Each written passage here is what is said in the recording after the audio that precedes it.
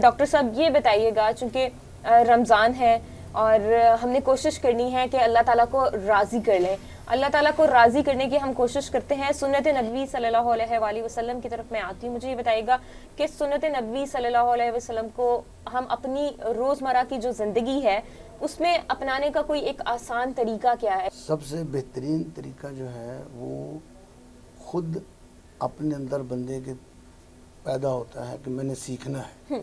जब उसके अंदर चाहत पैदा होती है ना, फिर अल्लाह ताला भी उस पर फ़ैसला फरमाते हैं।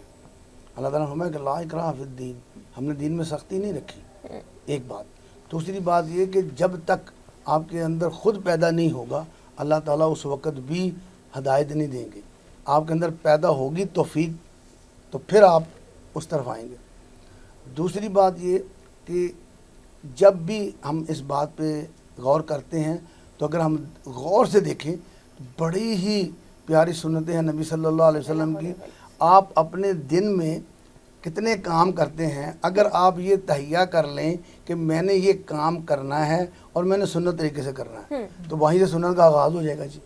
आप सुबह उठे हैं, आप सुन्नत तरीके से उठें, उठना तो आपने है। बिल्कुल ऐसे। एक आपने बाथरूम में जाना है, आप सुन्नत तरीके से चले जाएं, आपको सुन्नत आ जाएगी, कोई मुश्किल काम नहीं है। आप खाना खाने लगे हैं, खाना खाना है आपने, सिंपल सी बात नबी सल्लल्लाहु अलैहि वसल्लम ने बताई है कि आपने बिस्मिल्लाहिर्रहमानिर्रहीम हम यहाँ पढ़ते हैं, लेकिन जो असल में अल्फाज हैं जो मैंने सऊदी अरब जाके सीखे वो ये हैं कि बिस्मिल्लाहि अला बरकतिल्लाह। हम पढ़ते हैं पूरी बिस्मिल्लाहिर्रहमानिर्रहीम। हाँ जी। कोई बंदा नहीं बताता। बिल्कुल ऐसे। ठीक है। अब आपने ये जैसे अभी सवाल किया है कि आपकी पूरी ज़िंदगी बड़ी आसानी से गुजर चली जाएगी और सुन्नतें आपकी ज़िंदगी में आती जाएंगी। आपके पास टाइम है नहीं है, आपको इस पर तरद्दुद करने की ज़रूरत नहीं, इसको सोचने की ज़रूरत नहीं।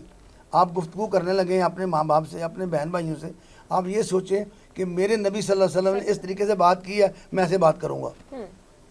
आपको सवाब भी होगा, सुन्नत भी आ जाएगी, अल्लाह की तरफ से रहमतें भी नाज़िल होंगी। आप खाने की भी मिसाल हुई है। फिर आप जूता पहनने लगे हैं, आप ये कहें कि मेरे नबी सल्लल्लाहु अलैहि वसल्लम ने जूता पहना है, मैं इस तरीके से जूता पहनूं कि जिस तरीके से नबी सल्लल्लाहु अलैहि वसल्लम पहना है। कैसे कि दायां पाँव पहले डाल लूँ, जल्दी में बायां डालने की बजाय दायां बात पहले डालूँ, फिर बायां पाँव डालूँ, और ये अपने दिल में रखूँ कि मेरे नबी सल्लल्लाहु अलैहि वसल्लम ने ऐसे किया, तो सुन्नत तो ऑटोमेटिकली शुरू हो जाएगी और आप डे फर्स्ट पे हो जाएंगे। आपको सीखने की किसी से ज़रूरत नहीं है। लेकिन ये कहीं ना कहीं हमारे पेरेंट्स पे भी जाता है, हमारे बड़ों पे भी जाती है, उनकी जिम्मेदारी भी कि अपने बच्चों को सिखाएं। एक नहीं मैडम जी, बात ये सुन लें, किसी एक बच्चे पे ना तो माँ की जिम्मेदारी है ना बाप की जिम्मेदारी है। इस बच्चे पे जो आपके पास 6-7 साल का बच्चा है, उस पे पूरी सोसाइटी की जिम्मेदारी है। ओके। ये नहीं है कि माँ बाप ने ही, बच्चे ने कितने घंटे बाहर रहना है। जब बच्चा 6-7 साल का हो जाएगा, जब वो खेलने भी जाएगा, स्कूल भी जाएगा, टीचर की जिम्मेदारी है, वो अपनी जिम्मेदारी नहीं पूरी कर रहे। अभी आपने माँ बाप का कहा, माँ बाप भी पूरी जिम्मेदारी नहीं अदा कर रहे। फिर उसके बाद वो बच्चा मस्जिद में आता है कुरान शरीफ पढ़ने के लिए, कारी साहब अपनी जिम्मेदारी पूरी नहीं कर रहे। यानी कि जितने भी आपके टूल्स हैं मुआशरे को बेहतर करने के, माँ बाप उन्होंने अपनी एक ख़ास हद तक जिम्मेदारी, उसके बाद आपके टीचर, आपके मजहबी लीडर, आपके मजहबी लीडरों ने इस किस्म का उद्यम मचाया हुआ है, पूरे का पूरा पाकिस्तान जो है उड़ा के रख दिया। आप किसी को देखें, किसी के ऊपर हाथ रखें, क्या कर रहे हैं हम लोग। आप एक छोटी सी रिसर्च कर लें। हाँ जी। आप गली में गुजर के देखें सिर्फ, बस कि एक साइड से जाएं, दूसरी साइड पे चलते जाएं, आपको पता चल जाएगा। ऐसे ही है। ये रिस्पॉन्सिबिलिटी जो है ये माँ बाप की एक हद तक है। सही। फिर उसके बाद टीचर की है, स्कूल में जाता है बच्चा खेलने के लिए जाता है, जो बच्चे उसके साथ खेलते हैं मुआशरे की है।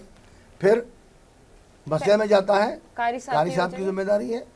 ये सारे मिल के उस बच्चे को तरबियत देंगे। हमारे सारे के सारे टूल जो हैं वो अपने आप में है, दौड़ भाग लगी है। अब तो चूंकि सोशल मीडिया का दौर आ गया है, तो बच्चे सोशल मीडिया में इन्वॉल्व बहुत ज़्यादा हो गए हैं। मैडम जी, बात सोशल मीडिया को ज़बरदस्ती ठौंसा जा रहा है, ये बात समझिए। सही।